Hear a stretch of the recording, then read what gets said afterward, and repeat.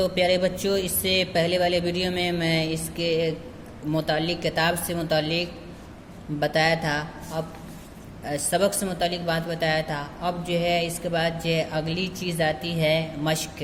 تو معنی یاد کیجئے گا آپ لوگ، اس کو پڑھ دیتا ہوں۔ تپش کا معنی گرمی، تماشا چلن، جذب کرنا سما لینا، فضول کا معنی بلا وجہ بیکار، غلاظت گندگی، غلیظ گندا، زرخیز کھیتی کے لیے سازگار زمین، اپجاؤ فراہم کرنا، دینا، یہ غلط ہے، دنیا لکھا گیا ہے، یہ پڑھیں گے دینا۔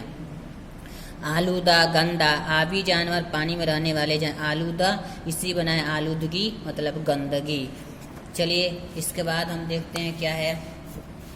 اس کے بعد ہے سوچیے اور بتائیے، یہ پورا سوال جواب ہم آپ کو لکھ کے دے دیے ہیں۔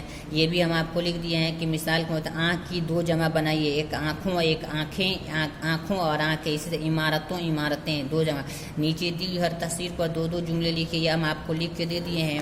اسی طریقے سے یہاں جو دیکھ رہے ہیں آپ، دیے گئے انگریزی لفظوں کو خوش خط لکھیے۔ سیمنٹ آپ جو اسی طریقے سے نیچے لکھیں گے، اس کو بھی اسی طریقے سے لکھیں گے۔ آگے فضائی آلودگی کے موضوع پر مضمون لکھیے، اپنے استاد سے مضمون لکھنے کا طریقہ معلوم کیجیے۔ ہم بتا دیے ہیں آپ کو، ہم بتا رہے ہیں کہ سب سے پہلے مضمون یہیں پہ سمجھا رہے ہیں ہم آپ کو۔ سب سے پہلے یہ کرنا ہوتا ہے کہ جس ٹاپک پہ ہمیں مضمون نبند لکھنا ہے تو سب سے پہلے اس کے بارے میں معلومات حاصل کرتے ہیں، ٹھیک ہے۔ بغیر معلومات کے ہم کچھ حاصل نہیں کر سکتے ہیں، ٹھیک ہے۔ جب معلومات حاصل ہو گئی تو دوسرے نمبر پہ ہم کیا کرتے ہیں، اس میں سے مین چیزیں جو ہیں، اصل چیزیں جو ہیں کیا کرتے ہیں، چوز کر لیتے ہیں، منتخب کر لیتے ہیں اصل چیزیں کہ ہم کو کیا کیا لکھنی ہے۔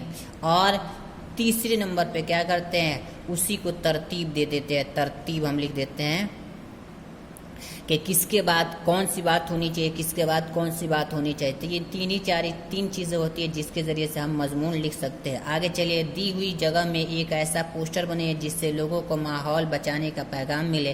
پوسٹر میں کوئی نعرہ بھی دیجیے، ٹھیک ہے۔ ایک آپ یہاں پہ پکچر بنائیے گا، تصویر بنائیے گا، جس سے یہ لوگوں کو یا آپ کو یہ احساس ہو کہ اس پکچر کو دیکھ کر آپ یوں سمجھیں کہ ہمیں ماحول کی حفاظت کرنی چاہیے، پولیوشن یہ نہیں پھیلانا چاہیے۔ تو آئی ہوپ کہ آپ کو یہ ویڈیو سمجھ میں آئی، یہ سبق سمجھ میں آ گیا ہوگا۔